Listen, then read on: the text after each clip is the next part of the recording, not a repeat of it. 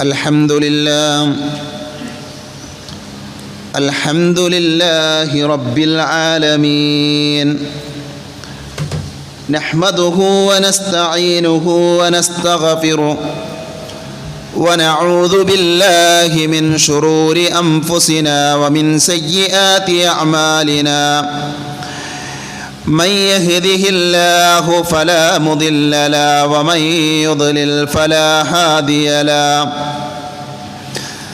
أشهد أن لا إله إلا الله وحده لا شريك له وأشهد أن محمدا عبده ورسوله اللهم صل على محمد وعلى آل محمد كما صليت على إبراهيم وعلى آل إبراهيم إنك حميد مجيد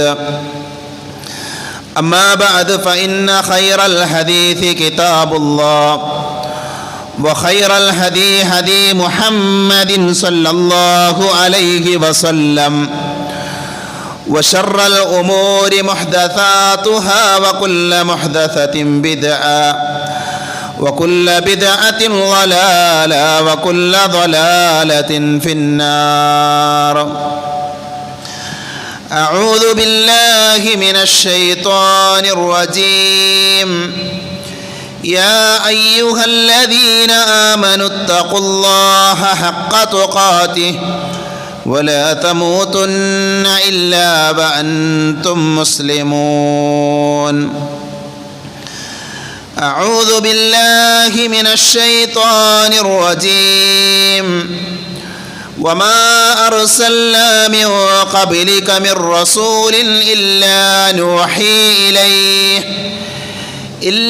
نوحي إليه أنه لا إله إلا أنا فاعبدون. സ്നേഹാദരണീയരായ സഹോദരങ്ങളെ, സഹോദരികളെ,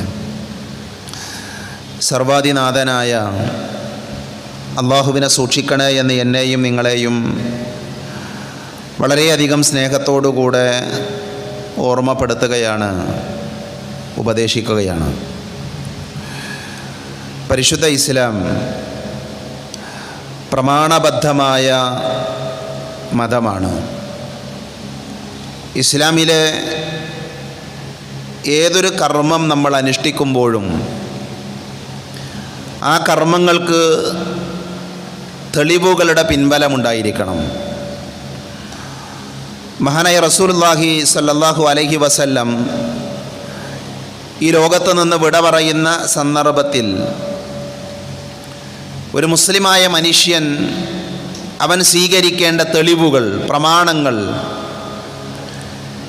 വിശ്വാസികളായ നമ്മെ പഠിപ്പിച്ചിട്ടാണ്, അല്ലെങ്കിൽ നമ്മുടെ കൈകളിൽ ഏൽപ്പിച്ചിട്ടാണ് ഈ ലോകത്ത് നിന്ന് വിട പറഞ്ഞത്. വിശ്വാസികൾക്കിടയിൽ അഭിപ്രായ ഭിന്നതകൾ കടന്നു വരുമെന്ന് റസൂലുള്ളാഹി സ്വല്ലല്ലാഹു അലൈഹി വസല്ലം പഠിപ്പിച്ചിട്ടുണ്ട്. അഭിപ്രായ ഭിന്നതകൾ ഉണ്ടാകുമ്പോൾ, തർക്കങ്ങൾ ഉണ്ടാകുമ്പോൾ ആ തർക്കങ്ങളിൽ നിന്ന് മാറി നിൽക്കുകയല്ല ഒരു നല്ല വിശ്വാസി ചെയ്യേണ്ടത്. മറിച്ച് എന്താണ് ആ തർക്കങ്ങളുടെ വസ്തുത എന്നവൻ പഠിക്കാൻ തയ്യാറാകണം. ആ തർക്കങ്ങൾ പരിഹരിക്കാനുള്ള വഴി എന്താണ് എന്ന് ഇസ്ലാം പറഞ്ഞു തന്നിട്ടുണ്ട്.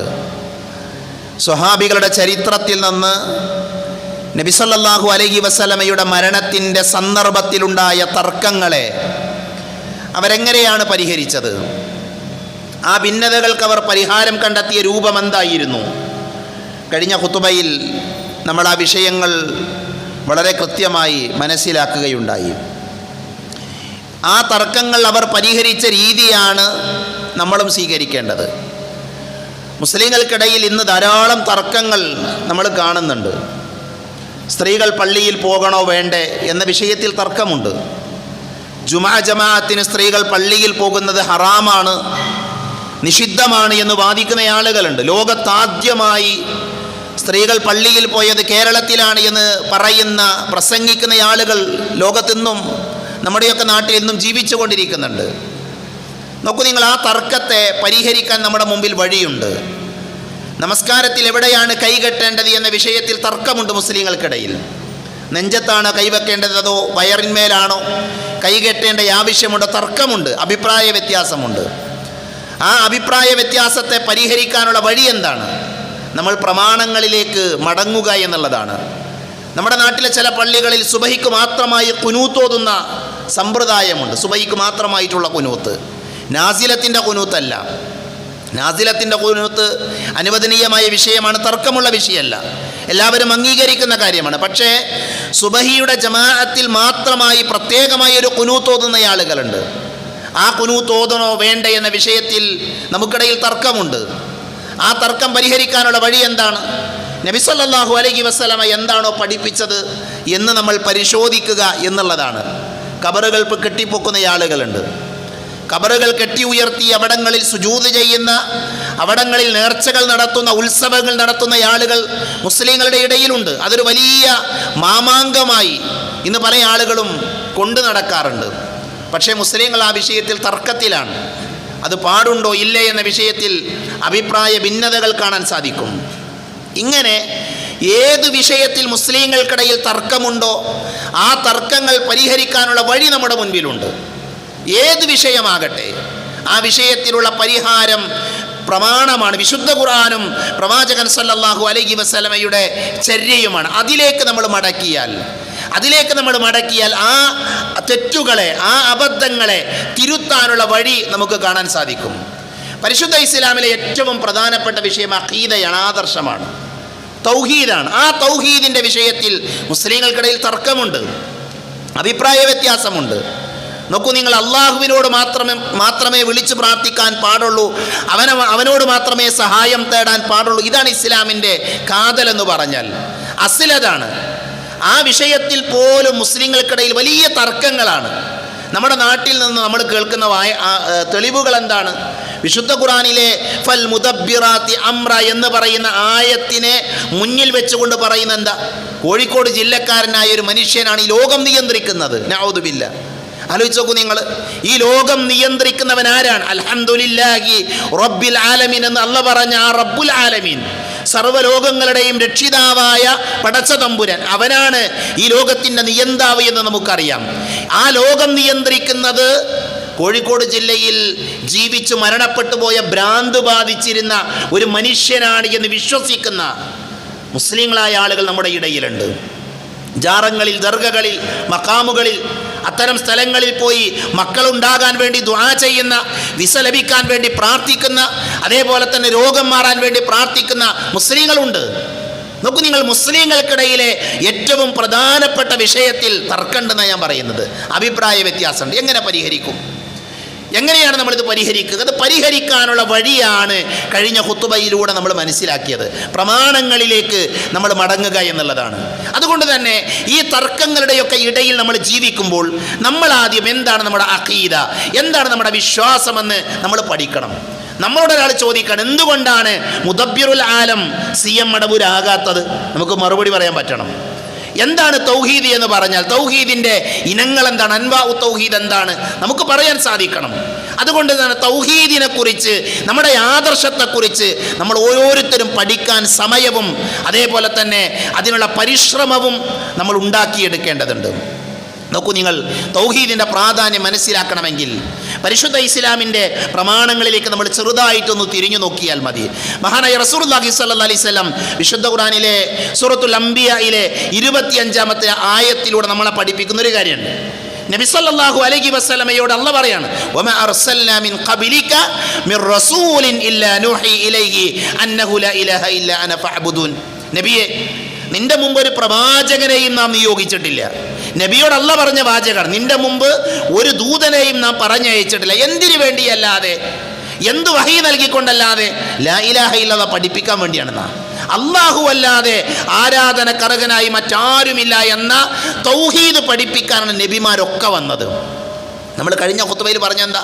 നമ്മുടെ ജീവിതത്തിൻ്റെ ഏറ്റവും പ്രാധാന്യമുള്ള വിഷയം അഖീദയാണ്, ആദർശമാണ്. ഈ ആദർശം പഠിപ്പിക്കാനാണ് എല്ലാ നബിമാരും വന്നത്.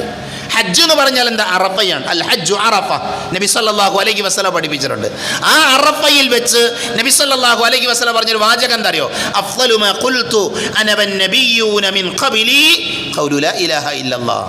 ഞാനും എൻ്റെ മുൻപ് കഴിഞ്ഞു പോയ പ്രവാചകന്മാരും പഠിപ്പിച്ചതിലെ ഏറ്റവും ശ്രേഷ്ഠമായ കാര്യം അതെന്താ? ലാ ഇലാഹ ഇല്ലല്ലാഹയാണ്.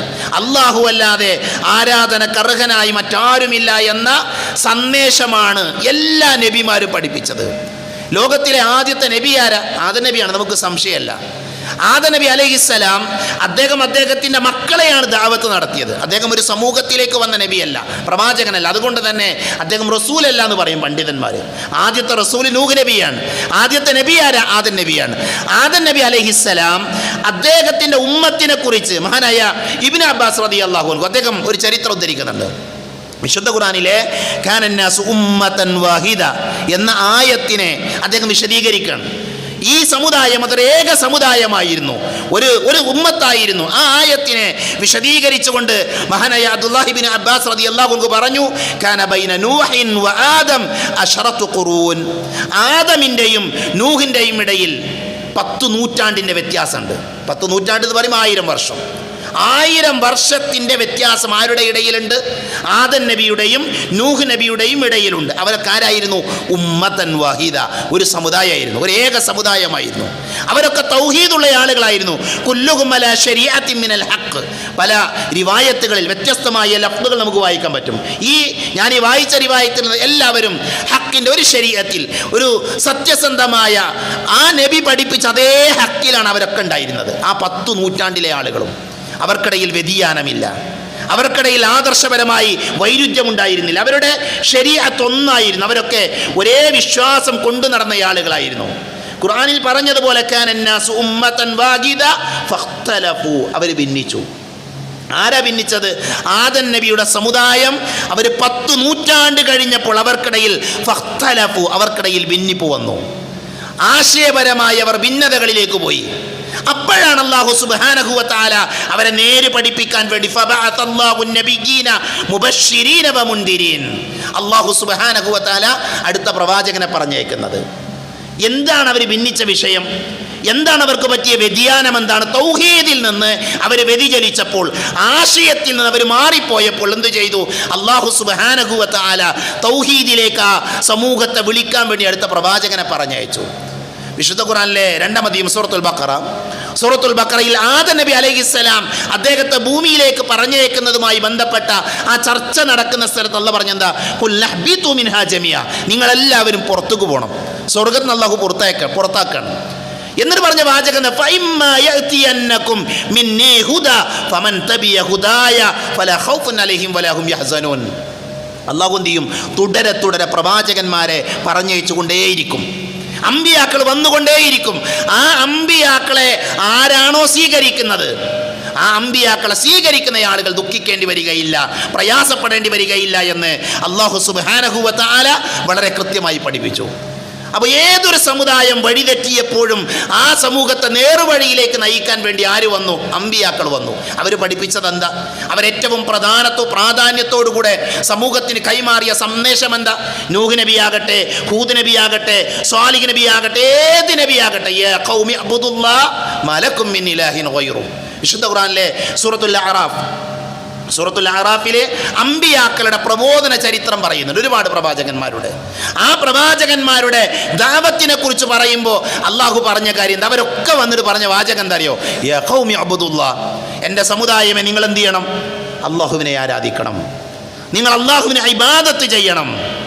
മനസ്സിലായില്ല? അതായിരുന്നു എല്ലാ നബിമാരും പഠിപ്പിച്ചത്.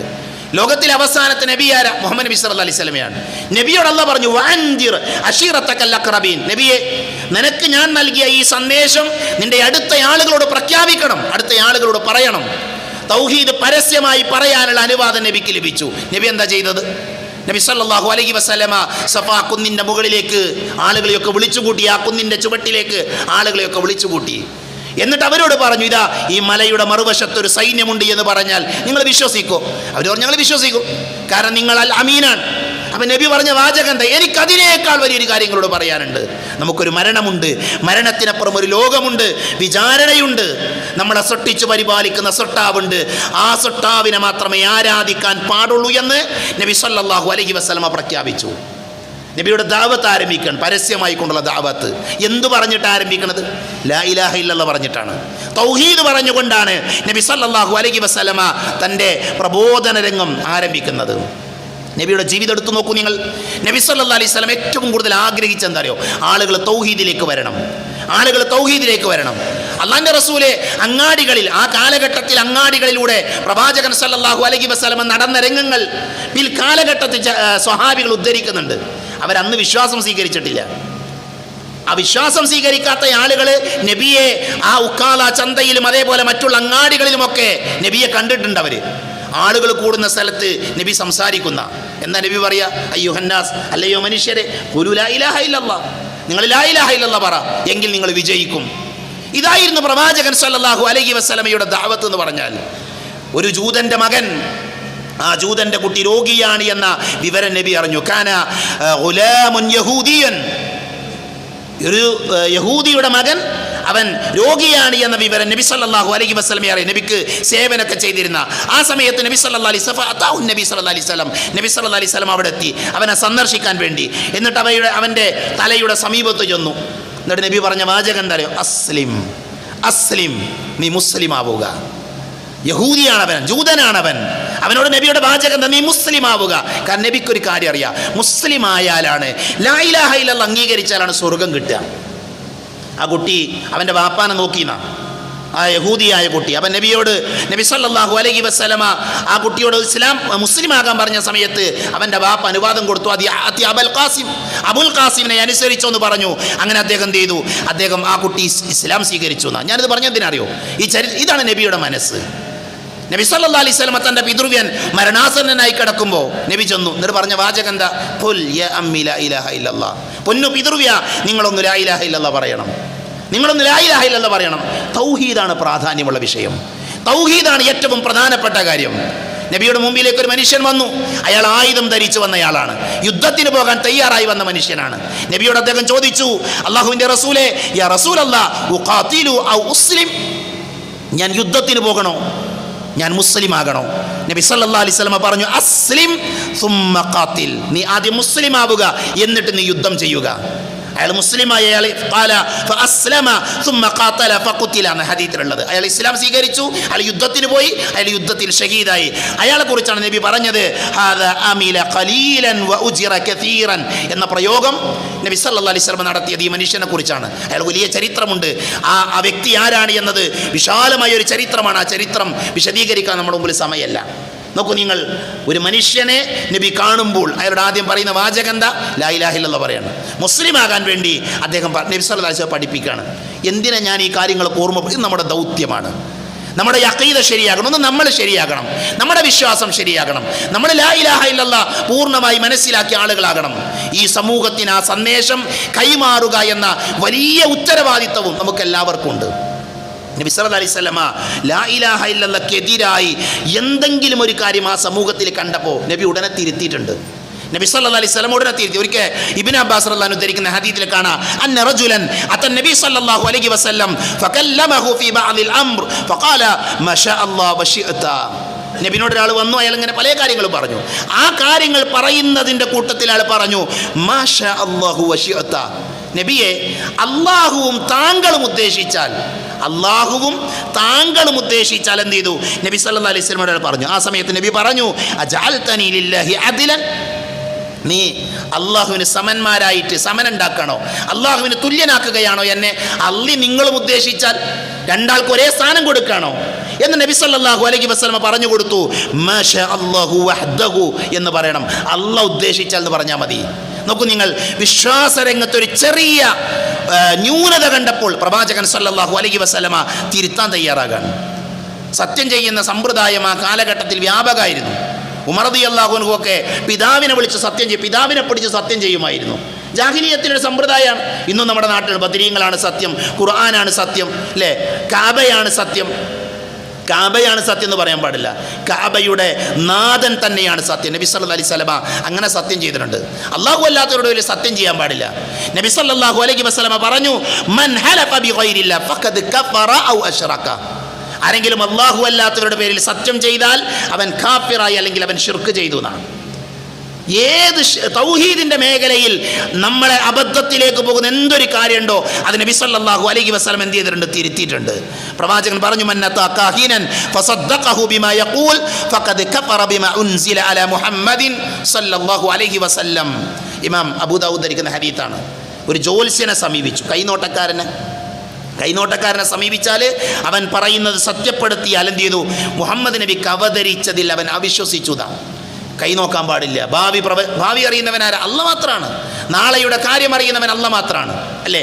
അതുകൊണ്ട് തന്നെ ഷിർക്ക് കടന്നു വരുന്ന ആദർശ രംഗത്ത് വ്യതിയാനത്തിലേക്ക് കടന്നു പോകുന്ന ഏതൊരു വഴിയുണ്ടോ ആ വഴിയെല്ലാം നബി സല്ലല്ലാഹു അലൈഹി വസല്ലമ പാടില്ല എന്ന് പറഞ്ഞിട്ടുണ്ട്.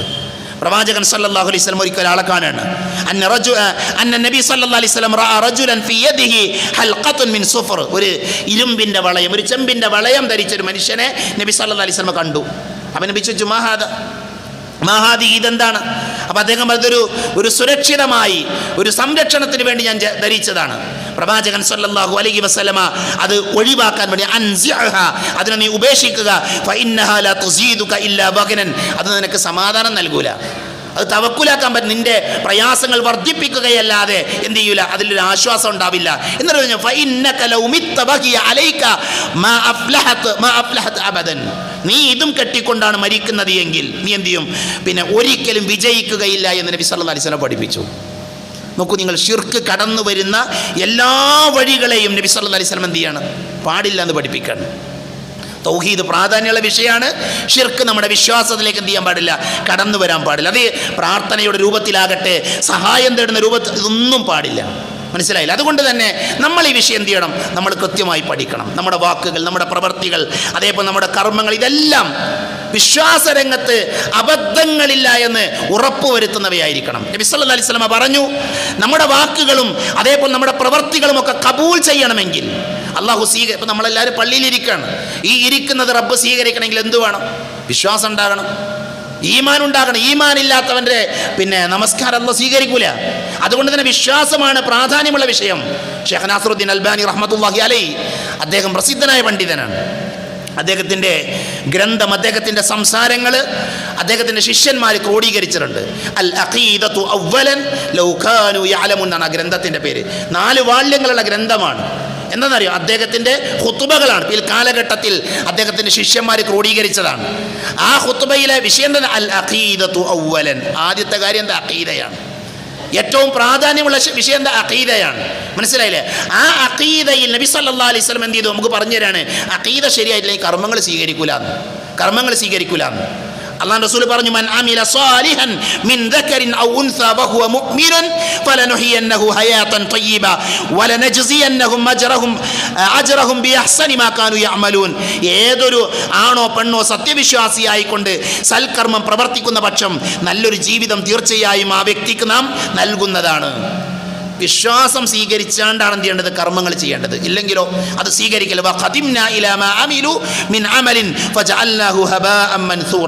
അതിന് പറത്തിക്കളയുന്ന, എത്ര അമല് ചെയ്താലും എത്ര കർമ്മങ്ങളുണ്ടെങ്കിലും വിശ്വാസമില്ലാത്തവൻ്റെ, ഈമാനില്ലാത്തവൻ്റെ പ്രവർത്തനങ്ങൾ എന്ത് ചെയ്യും? അത് പറത്തിക്കളയുമെന്ന് വിശുദ്ധ ഖുർആനിലെ സൂറത്തുൽ ഫുർഖാനിലെ 23-ാമത്തെ ആയത്തിൽ അല്ലാഹു സുബ്ഹാനഹു വ തആല പഠിപ്പിച്ചിട്ടുണ്ട്. വിശുദ്ധ ഖുർആനിലെ സൂറത്ത് മാഇദയിലെ 5-ാമത്തെ ആയത്തിൽ അല്ലാഹു പറഞ്ഞത്, വമൻ യക്ഫുറു ബിൽ ഈമാനി ഫഖദ് ഹബിത അമലുഹു വഹുവ ഫിൽ ആഖിറതി മിനൽ ഖാസിരീൻ. സത്യവിശ്വാസത്തെ ആരെങ്കിലും തള്ളിക്കളയുന്ന പക്ഷം അവൻ്റെ കർമ്മം നിഷ്ഫലമായി കഴിഞ്ഞുതാണ്. അതുകൊണ്ട് എന്തു വേണം? അല്ലാഹ് നമ്മുടെ കർമ്മങ്ങൾ സ്വീകരിക്കണോ? നമ്മുടെ അമലുകൾ കബൂൽ ചെയ്യണോ? വിശ്വാസം ശരിയാകണം, തൗഹീദ് ശരിയാകണം. ആ തൗഹീദ് പഠിക്കാൻ നമ്മൾ എന്ത് ചെയ്യുക? നമ്മുടെ ജീവിതത്തിൽ നമ്മൾ സമയം കണ്ടെത്തുക. നബി സല്ലല്ലാഹു അലൈഹി വസല്ലമയിൽ നിന്ന് മുആദ് ബിൻ ജബൽ റളിയല്ലാഹു അൻഹു ഉദ്ധരിക്കുന്ന ഹദീസിൽ കാണാം, മിഫ്താഹുൽ ജന്നതി ഷഹാദതി അല്ലാ ഇലാഹ ഇല്ലല്ലാഹ്. സ്വർഗ്ഗത്തിൻ്റെ താക്കോൽ എന്താ? ലാ ഇലാഹ ഇല്ലല്ലാഹയാണ്. ആ ലാ ഇലാഹ ഇല്ലല്ലാഹയെ പഠിക്കാൻ, മനസ്സിലാക്കാൻ, അത് ഉൾക്കൊള്ളാൻ അല്ലാഹു നമ്മെ എല്ലാവരെയും അനുഗ്രഹിക്കുമാറാകട്ടെ.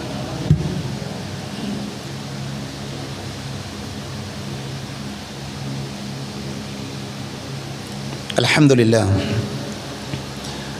الحمد لله الذي علم بالقلم علم الإنسان ما لم يعلم والصلاة والسلام على أشرف المرسلين وعلى آله وأصحابه أجمعين أما بعد. ഒരിക്കൽ കൂടെ അള്ളാഹുവിനെ സൂക്ഷിക്കണേ എന്ന് എന്നെയും നിങ്ങളെയും ഓർമ്മപ്പെടുത്തുകയാണ്. അബ്ദുല്ലാഹിബിനു അംറുബിന് ആസ് റളിയല്ലാഹു അൻഹു ഉദ്ധരിക്കുന്ന ഹദീസിൽ നബി സല്ലല്ലാഹു അലൈഹി വസല്ലമ പറഞ്ഞതായി അദ്ദേഹം പറയുകയാണ്, ഇന്നല്ലാഹ സയുഖല്ലിസു റജുലൻ മിൻ ഉമ്മത്തി അലാ റൂസിൽ ഖലായിഖി യൗമൽ ഖിയാമ. നാളെ പരലോകത്ത് അല്ലാഹു സുബ്ഹാനഹു വ തആല എല്ലാ മനുഷ്യരുടെയും മുന്നിൽ വെച്ച് ഒരാളെ വിളിക്കും, ഒരാളെ കൊണ്ടുവരും. അയാളെ കൊണ്ടുവന്നിട്ട് അയാളുടെ മുമ്പിൽ ഫയൻഷുറു അലൈഹി 99 സിജില്ല, അയാളുടെ മുമ്പിൽ 99 രേഖകൾ അയാളുടെ മുമ്പിൽ വെക്കും. 99 രേഖകൾ അയാൾക്ക് കാണിച്ചു കൊടുക്കും. ആ രേഖകളുടെ പ്രത്യേകത എന്താ? കുല്ലു സിജില്ലിൻ മിത്ലു മദ്ദൽ ബസർ. ആ രേഖകളിൽ ഓരോ രേഖകളും, ആ 99 രേഖകളുണ്ട്, അതിൽ ഓരോ രേഖകളും മദ്ദൽ ബസർ, കണ്ണെത്താവുന്ന, നോക്കിയാൽ കാണാത്ത അത്രയും ദൂരമുണ്ട്.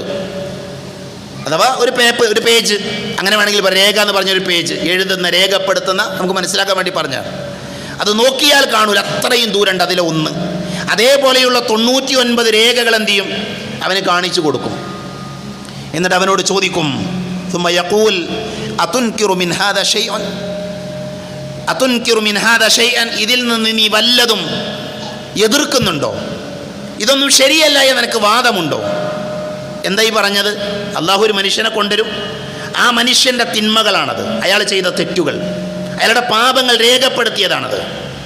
ആ പാപങ്ങളാണ് ഈ മദ്ദൽ ബസർ എന്ന് പറഞ്ഞ പ്രയോഗത്തിലൂടെ നീണ്ടു കിടക്കണം. അതിങ്ങനെ അള്ളാഹ് കാണിച്ചു കൊടുക്കും. എന്നിട്ട് അള്ളാഹ് ചോദിക്കുന്ന ചോദ്യം എന്താ? ഇതിൽ വല്ലതും നീ വിരോധിക്കുന്നുണ്ട്, ശരിയല്ല എന്ന് നിനക്ക് വാദമുണ്ടോ? അദലമക കതബനി അൽ ഹാഫിദൂൻ, മാന്യന്മാരായ എൻ്റെ എഴുത്തുകാർ എഴുതിയതിൽ വല്ല ദുൽമും കാണിച്ചിട്ടുണ്ടോ? നീ ചെയ്യാത്ത വല്ലതും എഴുതിയിട്ടുണ്ടോ? നീ പറയാത്ത വല്ലതും എഴുതിയിട്ടുണ്ടോ? ഇതിൽ വല്ല പ്രശ്നമുണ്ടോ എന്നാണ് അള്ളാഹുവിൻ്റെ ചോദ്യം.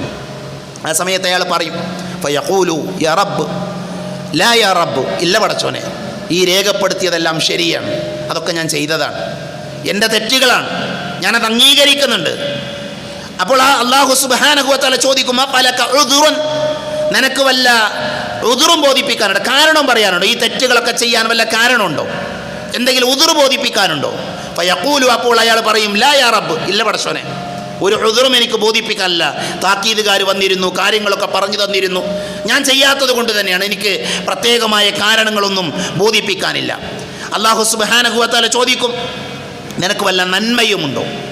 നിന്റെ അടുക്കൽ വല്ല നന്മയുമുണ്ടോ? അപ്പോൾ പറയില്ല, ഞാൻ നന്മകളൊന്നും ചെയ്തിട്ടില്ല. ആ സമയത്ത് അല്ലാഹു പറയും, ഫയഖൂൽ ബല ഇന്ന ലക ഇൻദനാ ഹസന, അങ്ങനെയല്ല, എൻ്റെ അടുക്കൽ നിനക്കൊരു നന്മയുണ്ട്, എൻ്റെ അടുക്കൽ നിനക്കൊരു നന്മയുണ്ട്. എന്നിട്ട് അയാളോട് അല്ലാഹു പറയും, ഫഇന്നഹു ലാ ദുൽമ അലൈക്കൽ യൗം, ഈ ദിവസം എന്ത് ചെയ്യില്ല, നിന്നോട് അക്രമം പ്രവർത്തിക്കുകയില്ല, ദുൽമ പ്രവർത്തിക്കുകയില്ല. എന്നിട്ട് അല്ലാഹു സുബ്ഹാനഹു വ തആല ഫതഖ്റുജു ബിതാഖത്തുൻ ഫീഹാ, അല്ലാഹു ഒരു ബിതാഖ എന്ന് പറഞ്ഞാൽ കാർഡ് നടത്തും. ബിതാഖ സൗദിയിലൊക്കെ പോയ ആളുകൾക്കറിയാം, ബിതാഖ എന്ന് പറഞ്ഞാൽ ഇഖാമൊക്കെ ബിതാഖ എന്ന് പറയാറുണ്ട്. ഒരു കാർഡ്, നമ്മളെ വോട്ടർ ഐ ഡിക്കൊക്കെ ബിതാഖ എന്ന് അറബിയിൽ പറയും വേണമെങ്കിൽ.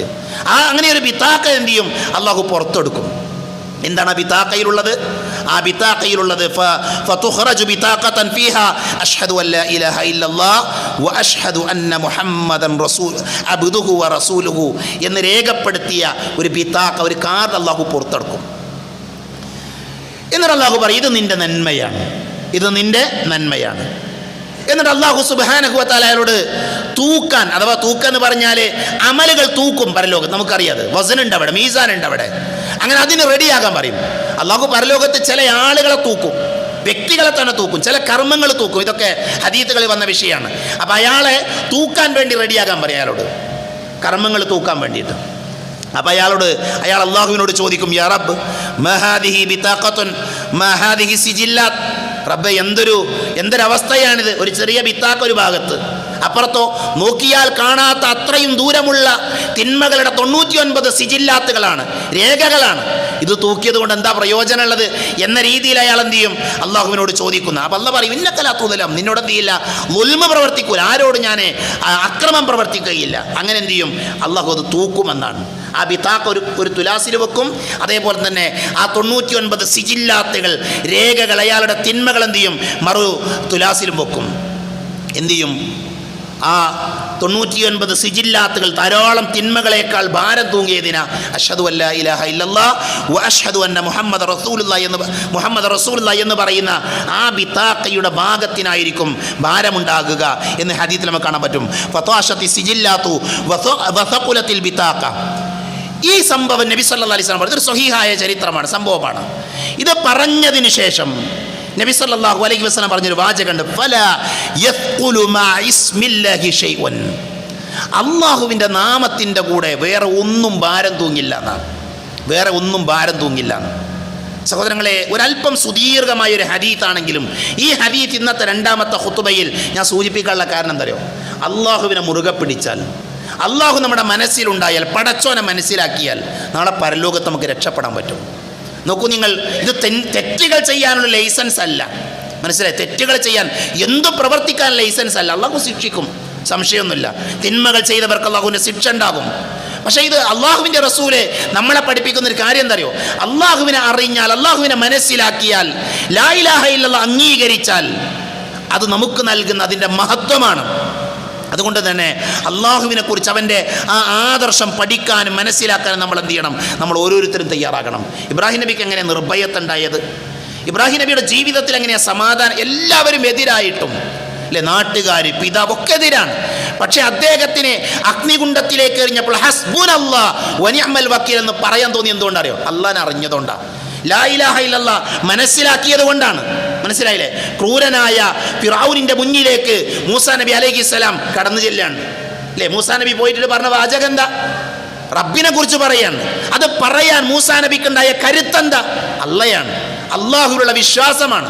മനസ്സിലായില്ലേ? പടച്ചോനുള്ള വിശ്വാസമാണ്. അതേപോലെ തന്നെ തന്നെ ശത്രുക്കൾ വധിക്കുമെന്ന് ഉറപ്പായിട്ടും അവരുടെ മുമ്പിൽ യാതൊരു ഭയവുമില്ലാതെ നമസ്കരിക്കാൻ തയ്യാറായ ഖുബൈബ് റളിയല്ലാഹു അൻഹുവിന്റെ ചരിത്രം നമുക്കറിയാം. കൊല്ലാൻ പോകുകയാണ്. അദ്ദേഹത്തിൻ്റെ അവസാനത്തെ ആഗ്രഹം എന്താ? നിസ്കരിക്കണം എന്നാ. നിസ്കരിക്കാൻ ആ ശത്രുക്കളുടെ മുന്നിൽ വെച്ച് നമസ്കരിക്കാൻ വേണ്ടി നിൽക്കുമ്പോൾ ആ നമസ്കാരത്തിന് ധൈര്യം നൽകിയ കാര്യം എന്താ? അള്ളാഹുവിലുള്ള വിശ്വാസമാണ്.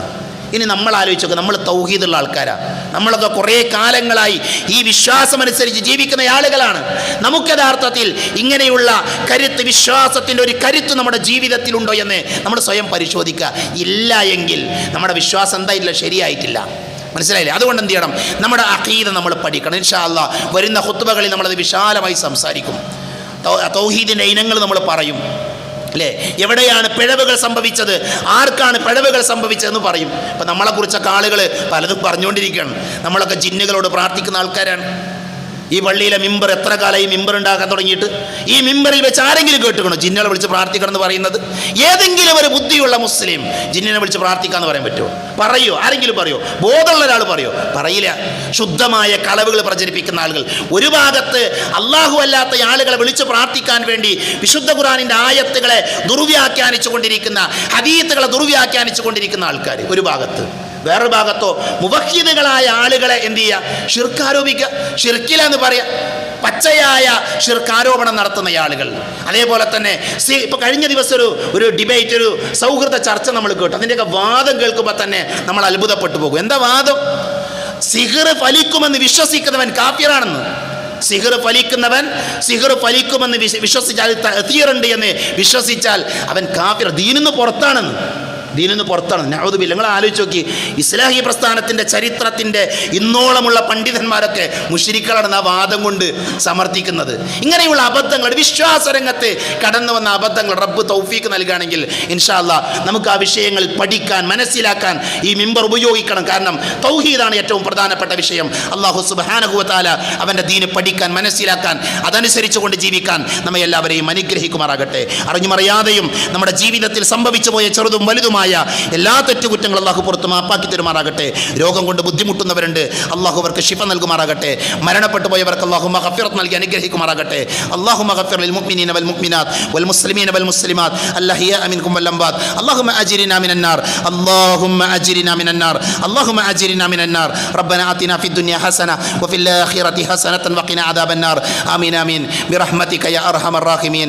വആഖിറു ദഅവാനാ അൽഹംദുലില്ലാഹി റബ്ബിൽ ആലമീൻ.